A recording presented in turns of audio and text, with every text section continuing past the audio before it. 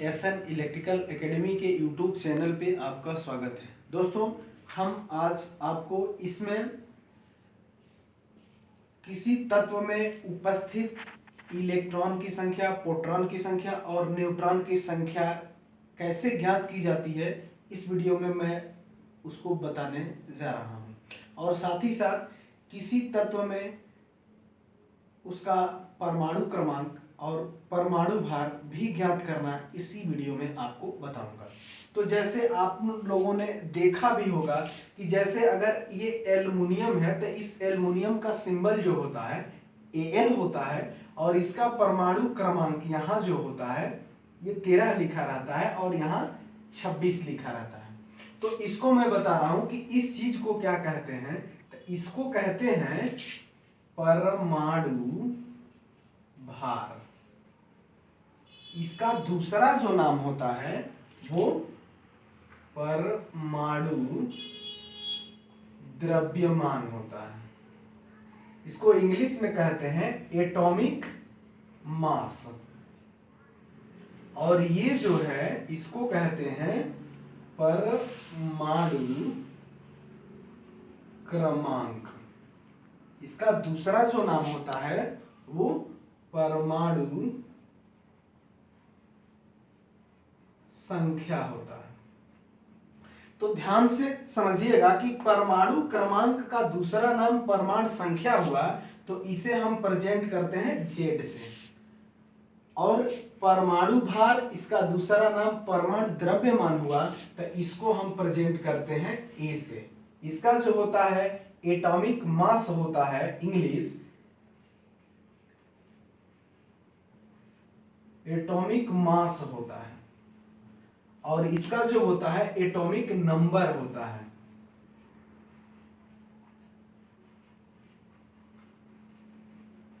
Atomic number होता है।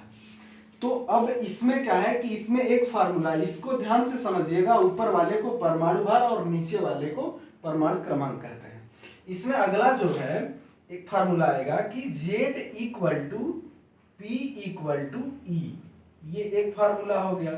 इसमें क्या है कि इसमें Z को कहे हैं कि परमाणु क्रमांक है तो Z परमाणु क्रमांक हुआ, P जो है प्रोटॉन की संख्या हुई और E जो है इलेक्ट्रॉन की संख्या हुई। अब इसमें आगे और फार्मूला बनते हैं। जैसे A, तो A को कहते हैं परमाणु भार यानी एटॉमिक मास इक्वल टू होता है, इसको बारी बारी से एक एक बार हम लेंगे, आप प्लस n करेंगे। n जो होता है वो न्यूट्रॉन की संख्या होती है। तो यहां से तीन फार्मूले बन जाएंगे। तो A इक्वल टू हो जाएगा, एक बार Z को लेंगे तो Z प्लस n, ये एक फार्मूला हो गया। अगला जो हो जाएगा A इक्वल टू, ये P एक बार ले लेंगे तो P प्लस n हो जाएगा, ये एक फार्मूला हो जाएगा। नेक्स्ट जो है A इक्वल टू, एक बार इस E को ले लेंगे तो E प्लस n। यहां से क्लियर हो गया कि A यानी परमाणु भार जब हम निकालेंगे तो A equal to Z plus n। n जो है न्यूट्रॉन की संख्या है, यहाँ प्रोटॉन प्लस न्यूट्रॉन और यहाँ इलेक्ट्रॉन प्लस न्यूट्रॉन। तो इस फार्मूले से आप किसी भी तत्व में उपस्थित इलेक्ट्रॉन की संख्या, प्रोटॉन की संख्या और न्यूट्रॉन की संख्या तीनों आप निकाल सकते हैं। उसके बाद किसी तत्व में ये जो है इसको हम कहते क्या है, तो ये जो होता है परमाणु क्रमांक होता है, इसका दूसरा नाम परमाणु संख्या होता है और इसको इंग्लिश में हम एटॉमिक नंबर कहते हैं। और ये जो पोर्शन है परमाणु भार है, इसका दूसरा नाम परमाणु द्रव्यमान है और इसको हम इंग्लिश में एटॉमिक मास कहते हैं और इसे A से प्रेजेंट करते हैं। तो उम्मीद करते हैं कि ये जो चीज है आपको समझ में आया होगा। इसमें आगे जो है, अब इसमें परिभाषा में आप आएंगे डिफिनेशन में, तो परमाणु क्रमांक जो कि Z हुआ, परमाणु क्रमांक यानी Z, तो इसका डिफिनेशन क्या हुआ? इसका डिफिनेशन ये होता है, ध्यान से समझिएगा और इसको लिखिएगा कि किसी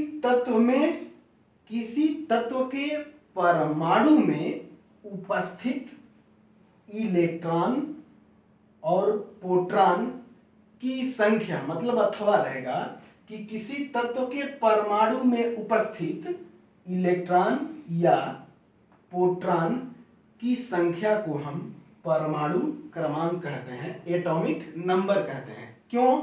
क्योंकि यहाँ जो परमाणु क्रमांक को Z से प्रेजेंट कर रहे हैं, तो Z इक्वल टू प्रोटॉन की संख्या हो रहा है और इक्वल टू इलेक्ट्रॉन की संख्या हो रहा है, तो ये आपस में बराबर हैं। इसीलिए इसकी परिभाषा में कहा जा रहा है कि परमाणु क्रमांक की परिभाषा होती है किसी तत्व के परमाणु में उपस्थित इलेक्ट्रॉन अथवा प्रोटॉन की संख्या को हम परमाणु क्रमांक कहते हैं और इससे Z से प्रदर्शित करते हैं।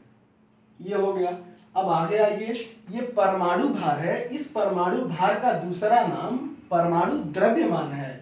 इसकी परिभाषा क्या होती है कि किसी तत्व के परमाणु में उपस्थित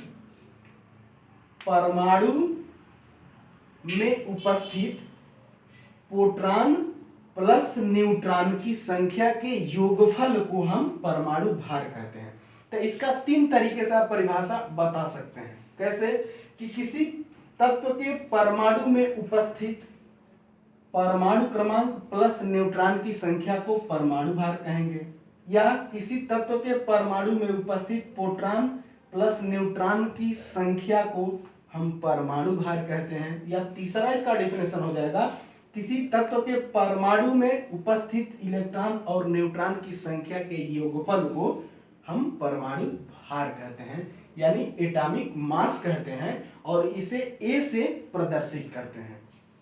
इस पे हम आपको एक न्यूमेरिकल अभी बताएंगे ताकि किसी भी तत्व में आपको इलेक्ट्रॉन, प्रोटॉन, न्यूट्रॉन की संख्या ज्ञात करना समझ में आ जाएगा।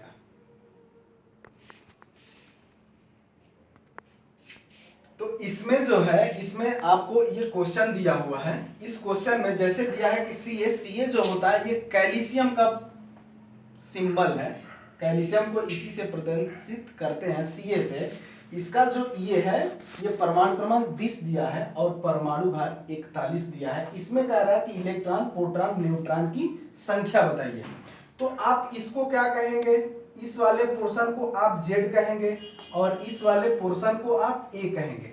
तो यहां से क्लियर हो गया कि Z का मान जो है वो 20 है और A यानी एटॉमिक मास, परमाणु भार, तो इसका मान 41 है, यानी A का मान जो है ये 41 हो गया। तो एक फार्मूला जो पहला हम लिखे थे उसमें लिखे थे कि Z equal to P equal to E, यानी यहाँ पे हमको Z का मान मिल गया है 20, तो ये Z 20 हो जाएगा और ये P भी 20 हो जाएगा और ये E भी 20 हो जाएगा। ऐसा इसलिए क्योंकि Z बराबर P बराबर E है, ये तीनों आपस में बराबर हैं, इसलिए इसमें किसी एक का मान मिल जाता है तो वही तीनों का मान होगा। तो यहां से क्लियर हो गया कि प्रोटॉन का मान भी 20 हो जाएगा और इलेक्ट्रॉन का मान भी 20 हो जाएगा। अब एक चीज रह गया न्यूट्रॉन की संख्या ज्ञात करने का। तो न्यूट्रॉन की संख्या ज्ञात करने का 3 फार्मूले हैं, उस तीनों में से किसी को आप यूज कर सकते हैं। तो यहाँ पे तीनों फार्मूला फिर एक बार हम बता रहा हूं। A इक्वल टू, इसको बारी बारी से एक एक करके लिखेंगे, तो यहां से Z हो जाएगा और प्लस N हो जाएगा, ये एक हो गया।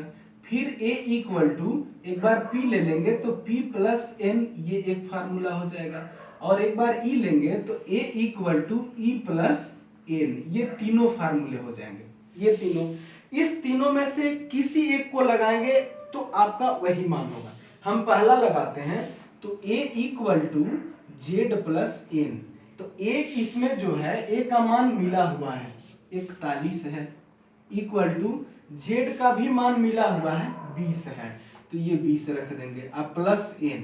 जब इसको हम पक्षांतर करेंगे तो इसको हम इधर करेंगे तो यहाँ कुछ नहीं चिन्ह रहता है, तो मतलब होता है कि यहाँ प्लस है, तो इसको इधर करेंगे, यानी N इक्वल टू 41 माइनस 20, तो N इक्वल टू जो होगा वो 1 में से 0 गया 1 और 4 में से 2 गया 2, यानी n का मान हुआ 21। क्लियर हो गया कि p से प्रोटॉन यानी प्रोटॉन की जो संख्या है 20 है, इलेक्ट्रॉन की जो संख्या है वो 20 है और न्यूट्रॉन की जो संख्या है 20 है। तो दोस्तों हम उम्मीद करते हैं कि आपको ये टॉपिक समझ में आया होगा। फिर भी किसी क्वेश्चन में आपको डाउट हो जाता है तो हमें आप कमेंट कर सकते हैं, हम उसका रिप्लाई आपको जरूर देंगे। और दोस्तों साथ ही साथ आपसे हम निवेदन करते हैं, इस वीडियो को ज़्यादा से ज़्यादा लाइक करें, शेयर करें, और यदि आप इस चैनल पर नए हैं और अभी तक इस चैनल को सब्सक्राइब नहीं किया है तो प्लीज़ दोस्तों इस चैनल को सब्सक्राइब करें। तो इस वीडियो में बस इतना ही, तब तक के लिए बाय बाय, टेक केयर।